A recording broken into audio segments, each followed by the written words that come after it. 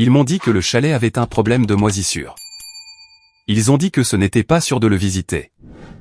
Je les ai crus pendant 4 ans. Mon nom est Margaret Welley. J'ai 64 ans, une professeure retraitée d'immersion française de Thunder Bay, en Ontario. Mes journées s'étaient installées dans un rythme tranquille, promenade matinale le long du lac, entretien de mon jardin d'herbes aromatiques et l'occasionnel appel vidéo avec des amis de l'école où j'avais passé 31 ans de ma vie. Je pensais que les plus grands chapitres de mon histoire étaient déjà écrits. J'avais tort. Ma fille, Renée, était toxicologue environnementale dans une université à Halifax. Brillante, farouchement intègre, le genre de femme qui écrivait des lettres aux conseils municipaux et s'attendait réellement à des réponses. Elle a épousé Thomas Bosley quand elle avait 32 ans, un homme tranquille et réfléchi qui travaillait dans la sensibilisation à la santé communautaire pour les communautés autochtones de l'île du Cap-Breton. Ensemble, ils ont acheté une vieille propriété sur le sentier Kaba, un endroit spacieux avec de grandes fenêtres qui donnaient sur le golfe du Saint-Laurent. Chaque fois que je demandais à visiter, Renée riait doucement et disait « Pas encore, maman. La décontamination de la moisissure prend une éternité. Tu serais misérable. » Alors, j'ai attendu. J'ai envoyé des gratins congelés par courrier. J'ai envoyé des cartes pour chaque fête. J'ai attendu. Puis un mardi de mars, j'ai reçu un appel téléphonique d'une femme nommée Patricia Duval, l'avocate de Renée. Sa voix avait la douceur prudente que les gens utilisent lorsqu'ils savent déjà qu'ils sont sur le point de tout changer. Elle m'a dit qu'il y avait eu un accident de voiture sur la transcanadienne, un camion de transport qui avait franchi la ligne médiane sur une portion verglacée près d'Antigonish. Renée et Thomas étaient partis. Je me souviens m'être assise par terre dans la cuisine sans l'avoir décidé. La façon dont le chagrin contourne entièrement l'esprit et va droit aux jambes. Je me souviens du son du réfrigérateur qui bourdonnait, indifférent et mécanique, tandis que mon monde entier se réorganisait autour d'une absence. 3 jours plus tard, Patricia a rappelé et a demandé à me rencontrer. Son bureau au centre-ville de Thunder Bay sentait le papier et le café faible. Elle m'a tendu une enveloppe scellée écrite de la main de Renée et m'a dit que la propriété du Cap-Breton m'avait été léguée dans son intégralité. Elle m'a également passé une petite clé en laiton sur un anneau uni avec un morceau de ruban adhésif dessus. Renée avait écrit sur le ruban adhésif, de ces lettres majuscules soignées, débarras. Tu comprendras quand tu y seras. J'ai fixé la clé pendant un long moment. Elle ne m'a jamais laissé visiter, ai-je dit. Pas tout à fait à Patricia, et pas tout à fait à moi-même. Patricia a hoché la tête lentement. Elle a dit, vous viendriez quand le moment serait venu. J'ai ramené la question chez moi ce soir-là, tu comprendras quand tu y seras. Ces mots continuaient de tourner dans mon esprit comme une chanson qui reste coincée, informe et persistante. Qui avait-il à comprendre? Que la moisissure avait été pire qu'elle ne l'avait laissé entendre? Qu'elle avait été embarrassée par l'état des lieux? Je l'avais élevé dans un bungalow à 3 chambres avec un carreau de salle de bain fissuré pendant 9 ans avant d'avoir l'argent pour le réparer. Elle savait que je ne me souciais pas de l'imperfection. La clé est restée sur mon comptoir de cuisine pendant 11 jours avant que je ne réserve un vol pour Sydney. Le trajet de l'aéroport de Sydney au sentier Kaba a duré près de 2 heures. J'avais loué une petite berline, et l'homme au comptoir m'avait gentiment imprimé une carte papier quand je lui avais dit que le GPS de mon téléphone me rendait nerveuse sur les routes inconnues. En avril, le Cap-Breton porte encore l'hiver dans ses os. Les arbres le long de l'autoroute commençaient à peine à penser à bourgeonner, le ciel bas est de la couleur du vieil étain. J'ai traversé le passage du traversier d'English Town et suis monté dans les hautes terres, regardant le golfe apparaître et disparaître entre les collines comme une rumeur. J'avais imaginé le chalet comme une petite chose usée. Ce que j'ai trouvé au bout d'une longue allée de gravier était tout autre. Une propriété convertie de 2 étages avec de grandes fenêtres orientées au nord, un abri pour générateur sur le côté et une antenne parabolique presque cachée derrière un bouquet d'épinettes. Pas d'équipement de construction, pas de bâche, aucune preuve de travaux de décontamination, récents ou autres. L'extérieur était propre et entretenu. Quelqu'un avait même empilé du nouveau bois de chauffage contre le mur sud. La porte d'entrée s'est ouverte avec la clé que Patricia m'avait donnée. À l'intérieur, l'air était frais et portait quelque chose que j'ai reconnu immédiatement sans pouvoir le nommer, la clarté chimique subtile d'un laboratoire. Non désagréable, spécifique. Je l'avais senti une fois, il y a des années, lorsque mon conseil scolaire avait organisé une visite de l'installation de test de l'eau à l'extérieur de Thunder Bay. Le rez-de-chaussée était spartiate mais fonctionnel. Une cuisine avec des étagères institutionnelles. Un salon avec une table pliante et des chaises dépareillées. Pas de photographie, pas de touches décoratives, rien qui disait la maison. J'ai descendu un court couloir et ouvert une porte sur la gauche. La pièce contenait 4 grands réfrigérateurs en acier inoxydable qui bourdonnaient régulièrement, des étagères de contenant d'échantillons scellés étiquetés de la main de René, une centrifugeuse. Un ensemble de colonnes de filtration d'eau et un tableau blanc mural couvert de notations chimiques que je ne comprenais pas. Sur le petit bureau dans le coin se trouvaient des piles de classeurs, chaque tranche marquée du nom d'une communauté, Ouekoba, Ezazoni, Mambertou, Ouagmatkouk, Millbrook. Je suis resté longtemps dans l'embrasure de la porte. Ce n'était pas une propriété de vacances. Ce n'était pas une maison avec un problème de moisissure, ai-je murmuré dans la pièce silencieuse. René, que faisais-tu ici? Les épinettes bougeaient contre la fenêtre. Les réfrigérateurs continuaient de bourdonner. J'ai mal dormi cette nuit-là sur le canapé pliant que j'ai trouvé dans une chambre à l'étage, enveloppé dans une couverture de ma valise, écoutant le vent venant de l'eau. Au matin, j'avais décidé de ne pas partir avant d'avoir compris ce que je regardais. Je suis retourné dans la pièce du laboratoire avec mes lunettes de lecture et un carnet. Les classeurs étaient organisés par communauté et par année, remontant 6 ans en arrière. À l'intérieur de chacun se trouvaient des relevés d'échantillonnage d'eau, des feuilles d'analyse de laboratoire et quelque chose qui m'a arrêté à la 3e page du premier classeur, un tableau comparatif montrant les niveaux de contaminants dans les approvisionnements en eau municipaux de 5 communautés Micmac du Cap-Breton par rapport aux seuils de sécurité provinciaux. Dans chaque cas, chaque année, les niveaux enregistrés dépassaient le seuil de manière significative, plomb, arsenic, composés organiques volatiles provenant d'un site industriel situé à 20 km en amont qui avait été officiellement démantelé il y a 11 ans. Les registres provinciaux de la colonne adjacente montraient des chiffres entièrement différents. Je me suis assise sur la chaise et j'ai relu cela. Les chiffres de René, les chiffres du gouvernement, côte à côte, complètement différents. Mes mains étaient instables en tournant les pages.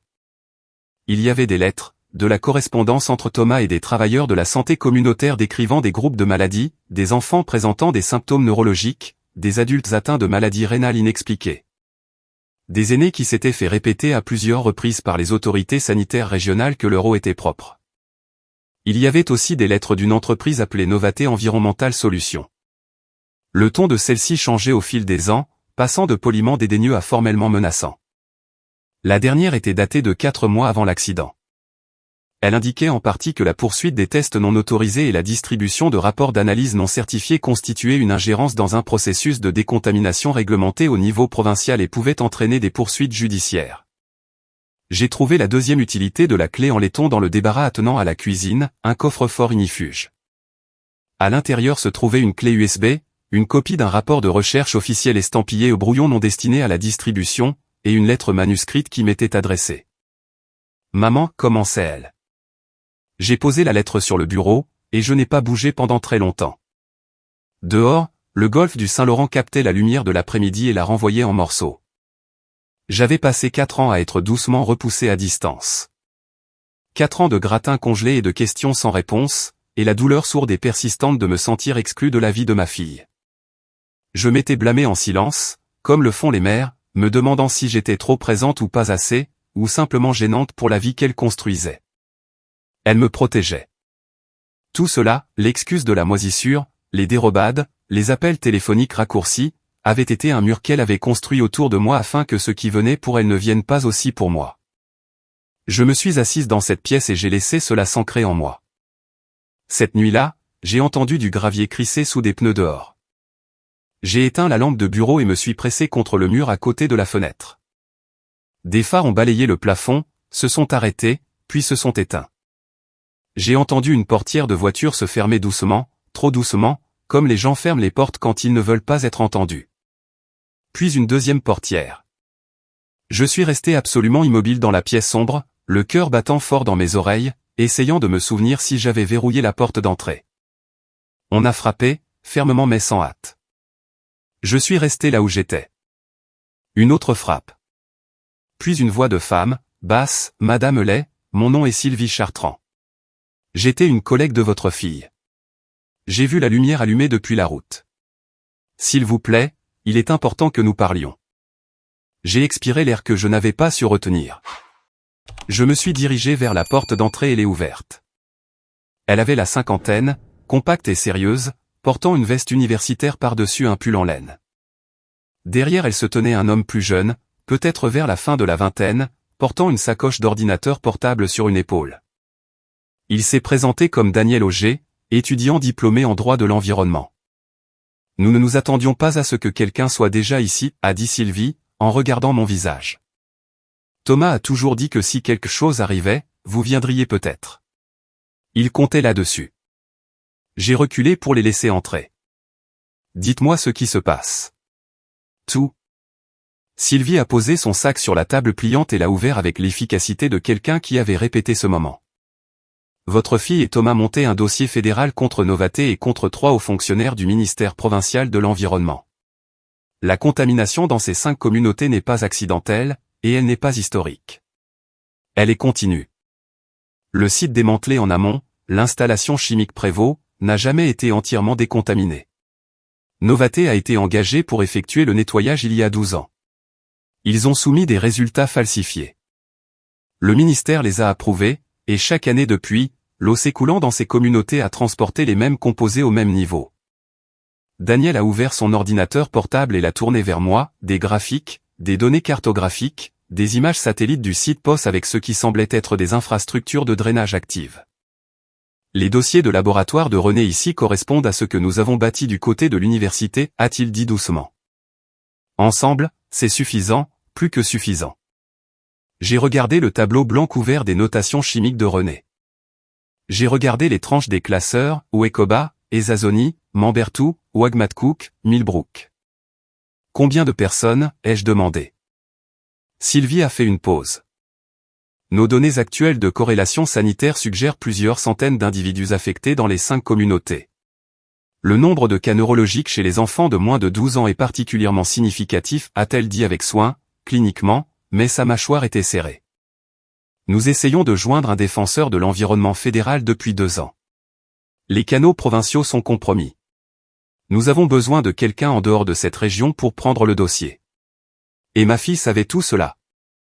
Votre fille, a dit Sylvie, était la scientifique la plus rigoureuse avec qui j'ai travaillé en 20 ans. Elle savait exactement ce qu'elle détenait. Elle attendait que l'ensemble de données soit suffisamment complet pour être à l'épreuve des balles parce qu'elle savait que s'il rendait cela public avec moi, l'équipe juridique de Novaté le démantèlerait pièce par pièce. Elle a hésité. Elle était très proche. Après que Sylvie et Daniel soient partis cette nuit-là, me laissant des copies des dossiers clés et un numéro de contact sécurisé, je suis resté assise au bureau de René jusqu'à près de 2 heures du matin. Je ne suis pas une scientifique.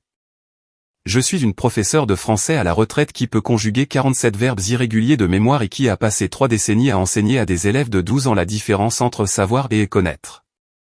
Je n'ai aucune affaire à être au milieu d'une affaire de contamination environnementale. Mais René m'avait laissé la lettre. Pas à Sylvie, qui était mieux équipée. Pas à Daniel, qui était plus jeune et avait plus de temps. À moi, je pense qu'elle savait quelque chose sur le chagrin que je commençais seulement à comprendre, qu'il vous vide ou qu'il vous rend plus difficile à effrayer. Elle pariait sur la seconde option. 2 matins plus tard, j'ai trouvé une note glissée sous l'essuie-glace de ma voiture de location. Elle disait, l'enquête sur l'accident n'est pas close. Rentrez chez vous tant que vous en avez encore un. J'ai apporté la note à l'intérieur et les photographié. Cet après-midi-là, mon téléphone a sonné d'un numéro que je ne reconnaissais pas. Une voix d'homme, agréable en surface, comme certains types de professionnalisme sont agréables en surface. Il s'est présenté comme un représentant en communication pour Novaté Environmental Solutions. Il a dit qu'il comprenait que j'avais récemment hérité d'une propriété au Cap-Breton, et que l'entreprise serait très intéressée à discuter d'une offre d'achat juste étant donné la proximité de la propriété avec leur zone de décontamination. Il a utilisé le mot « opportunité » 4 fois en 3 minutes. Je lui ai dit que j'y penserais et qu'il pouvait rappeler. Puis j'ai raccroché et j'ai écrit tout ce qu'il avait dit, mot pour mot, de mémoire. 31 ans à apprendre aux enfants à écouter attentivement s'avère utile pour plus que les bulletins scolaires. Ce soir-là, j'ai appelé le frère aîné de mon gendre, François Bosse, qui travaillait comme producteur pour une émission de radio publique nationale de langue française basée à Montréal. Je n'avais pas parlé à François depuis les funérailles de Thomas. Il a décroché à la deuxième sonnerie, et quand j'ai prononcé le nom de René, il est resté silencieux d'une manière qui signifiait qu'il attendait cet appel. J'ai des documents, lui ai-je dit. J'ai des dossiers de laboratoire, de la correspondance, un rapport de recherche officiel et un projet de plainte fédérale. J'ai le nom d'une scientifique universitaire qui peut vérifier la méthodologie. Et j'ai une note laissée sur ma voiture ce matin qui, je crois, constitue une intimidation de témoin. François est resté silencieux un instant. Puis il a dit, « Quand pouvez-vous arriver à Montréal ?» Je ne quitte pas la propriété pour l'instant, ai-je dit. Mais je peux tout vous envoyer numériquement ce soir, crypté. Sylvie me dira comment. Il a expiré lentement. Vous savez que ce sera bruyant, Margaret. Une fois que nous diffuserons cela, il n'y aura pas de retour en arrière possible. Ma fille n'a pas construit cela en secret pendant 4 ans pour que l'on puisse faire machine arrière, ai-je dit. L'histoire a été diffusée 6 semaines plus tard en 2 parties sur l'émission de François et simultanément sur son réseau partenaire anglophone.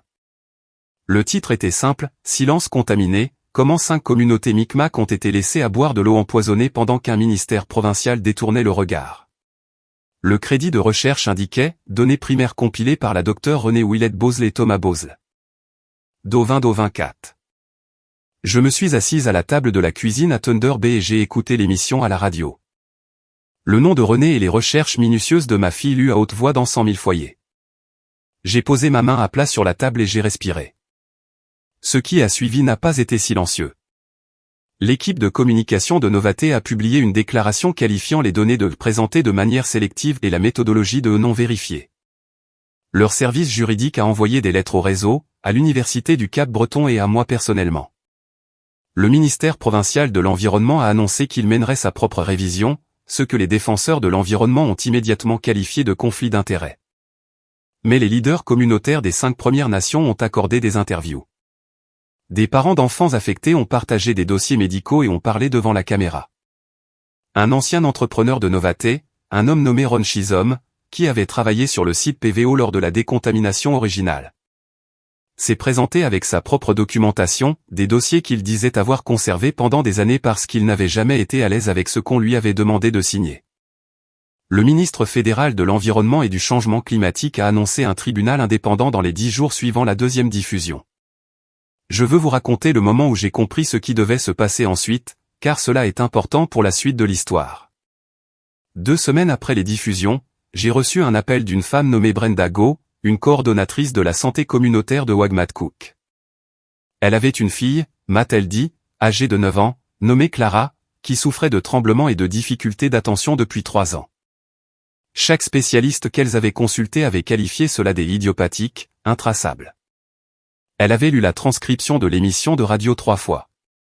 Elle appelait, a-t-elle dit, simplement pour dire merci, que quelqu'un avait enfin dit à voix haute ce qu'elle vivait en silence. J'ai pensé à ce mot, idiopathique, de cause inconnue, le vocabulaire médical d'un système qui ne pouvait ou ne voulait pas regarder assez attentivement. J'ai pensé à René, qui avait regardé assez attentivement pendant 4 ans, seul dans un laboratoire sur une portion venteuse du sentier Kaba avec une excuse de moisissure et une porte verrouillée et une fille qui ne comprenait pas encore. J'ai appelé Sylvie cet après-midi-là et je lui ai dit que je voulais assister en personne à la première session du tribunal fédéral. Vous n'êtes pas un témoin scientifique, a-t-elle dit avec précaution. Non, ai-je dit, mais je suis la personne qui a trouvé les preuves. Et je suis une professeure d'école à la retraite de 64 ans de Thunder Bay, et quand j'entrerai dans cette pièce. Chaque personne à cette table comprendra que cette information a survécu parce que René s'en est assuré. Sylvie est restée silencieuse. Il existe un type d'homme particulier qui dirige une entreprise comme Novaté.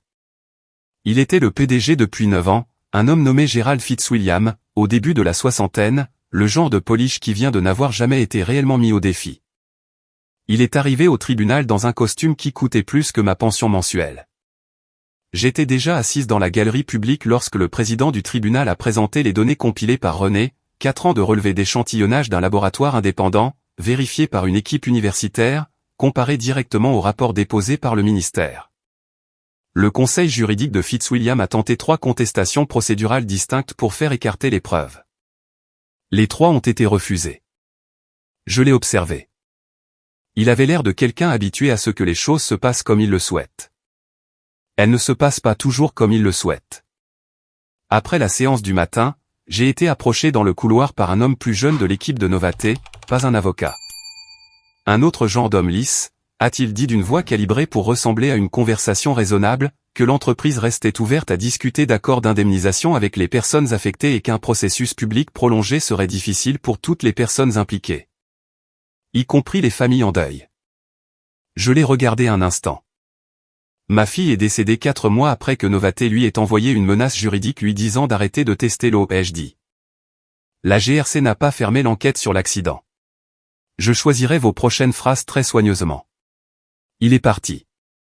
Le tribunal fédéral a rendu ses conclusions préliminaires 8 semaines plus tard. Le site POS n'avait jamais été entièrement décontaminé. Novaté avait soumis des rapports de décontamination falsifiés au ministère provincial pendant 11 années consécutives. 3 fonctionnaires du ministère étaient au courant. Gérald Fitzwilliam a été renvoyé à la GRC pour enquête criminelle. La province a reçu l'ordre de financer des infrastructures d'eau d'urgence pour les 5 communautés dans les 18 mois. Une évaluation de la santé indépendante pour tous les résidents a été mandatée et entièrement financée. La GRC a rouvert l'enquête sur l'accident sur la transcanadienne. Ce qu'ils ont trouvé, du verglas sur la route qui avait été signalé aux équipes d'entretien routier 4 jours plus tôt sans aucune action, et un camion de transport avec un dossier d'entretien qui soulevait des questions sur la performance des freins, n'était pas une preuve concluante d'un préjudice délibéré. Cela pourrait ne jamais l'être. C'est la partie la plus difficile à porter, et je la porte chaque jour. Mais le travail que René et Thomas ont bâti n'est pas remis en question. Il fait maintenant partie du registre fédéral. Leur nom y figure. Ce printemps-là, je suis retourné au sentier Kaba. La propriété n'était plus un secret, et je ne voulais plus la vendre. Sylvie m'a aidé à demander à la convertir en une station de surveillance environnementale communautaire enregistrée en partenariat avec l'Université du Cap-Breton et les 5 communautés Micmac. La demande a été approuvée en juin. Nous l'avons nommé le fiducie environnemental Beauce-Louellet. J'étais là le jour où ils ont posé le panneau. Sylvie se tenait à côté de moi. Daniel a pris une photographie. Depuis les fenêtres orientées au nord, nous pouvions voir le golfe s'étendre, large et gris-bleu, et indifférent à tout cela. La même eau qui était là avant que nous n'arrivions et qui serait là longtemps après. Clara de Wagmatcook est venue avec sa mère pour l'inauguration. Elle portait une veste rose et m'avait apporté une carte qu'elle avait faite elle-même, un dessin d'une femme aux cheveux gris debout devant une maison avec de grandes fenêtres. En dessous, elle avait écrit, de l'écriture soignée d'une enfant de 9 ans, merci de ne pas être rentrée à la maison. Je l'ai sur mon mur à Thunder Bay. Je parle toujours à René comme on le fait quand le chagrin s'est transformé en quelque chose de plus calme que l'agonie, mais de plus profond qu'une tristesse ordinaire. Je lui parle de la fiducie, des rapports d'échantillonnage qui arrivent maintenant chaque trimestre, vérifiés et publiés, intouchables, de Clara, de l'apparence des épinettes en octobre lorsque la lumière devient dorée et horizontale sur l'eau. J'avais l'habitude de penser que garder des secrets était une sorte de trahison. Je comprends maintenant que c'est parfois la forme de protection la plus épuisante, que les gens qui vous aiment vous construiront parfois des murs et accepteront le coût de votre confusion plutôt que de vous tendre un danger dont ils ne sont pas sûrs que vous puissiez survivre. J'aurais pu y survivre. Je suis plus forte que René ne le savait. Mais je pense qu'elle le savait aussi. Je pense que c'est pourquoi elle m'a laissé la clé. Les gens me demandent parfois ce que j'aurais fait si j'avais simplement vendu la propriété sans entrer à l'intérieur, si j'avais accepté le chagrin sans suivre les questions. Je leur dis honnêtement que j'ai failli le faire. J'ai gardé cette clé sur mon comptoir de cuisine pendant 11 jours, et il y a eu des moments pendant ces 11 jours où le chemin de la moindre résistance était très visible et très tentant. Le chagrin est lourd. Les questions sans réponse sont plus lourdes. Et j'ai 64 ans, et j'avais des roses à entretenir, et un bord de lac à parcourir, et une vie petite et tranquille et pas inconfortable. Mais René avait écrit, tu comprendras sur un morceau de ruban adhésif et l'avait attaché à une clé en laiton et m'avait fait confiance avec cela. Et j'avais passé 31 ans dans une salle de classe à enseigner aux enfants que le langage compte, que les mots que les gens choisissent, surtout quand il ne leur en reste plus beaucoup, signifient exactement ce qu'ils disent. Tu comprendras. Elle avait raison. Je comprends. S'il y a quelque chose que j'ai appris de la dernière année de ma vie, c'est ceci, les gens que nous aimons portent parfois des fardeaux en secret, non pas parce qu'ils nous croient faibles, mais parce qu'ils nous aiment trop pour nous regarder porter ce qu'ils portent. Honorez cet amour en étant plus courageux que ce qu'ils pensaient que vous pouviez être. la clé qu'ils vous laissent ne concerne jamais seulement une porte. Il s'agit de savoir si vous leur faites suffisamment confiance pour l'ouvrir. La justice, j'ai découvert, s'annonce rarement. Elle n'arrive pas en fanfare ni avec la satisfaction dramatique d'une fin de film. Elle arrive dans un rapport de tribunal fédéral déposé un mardi. Elle arrive dans un appel téléphonique d'une mère dont la fille a un nom pour ce qui la rendait malade. Elle arrive dans un dessin d'une enfant de 9 ans sur votre mur de cuisine. C'est silencieux, et c'est lent, et c'est réel. Ne laissez personne vous dire qu'une personne, une professeure à la retraite, une mère en deuil, une femme ordinaire qui imprime encore des cartes papier parce que le GPS la rend nerveuse sur les routes inconnues, ne peut pas changer la forme de ce qui arrive ensuite. Vous le pouvez. La seule exigence est que lorsque vous trouvez la clé, vous l'utilisiez. Si cette histoire est restée avec vous, veuillez la partager avec quelqu'un qui a besoin de l'entendre et dites-moi, qu'auriez-vous fait si vous aviez trouvé cette lettre? Parce que parfois, la chose la plus courageuse est de ne pas savoir ce qui va se passer ensuite et d'y aller quand même.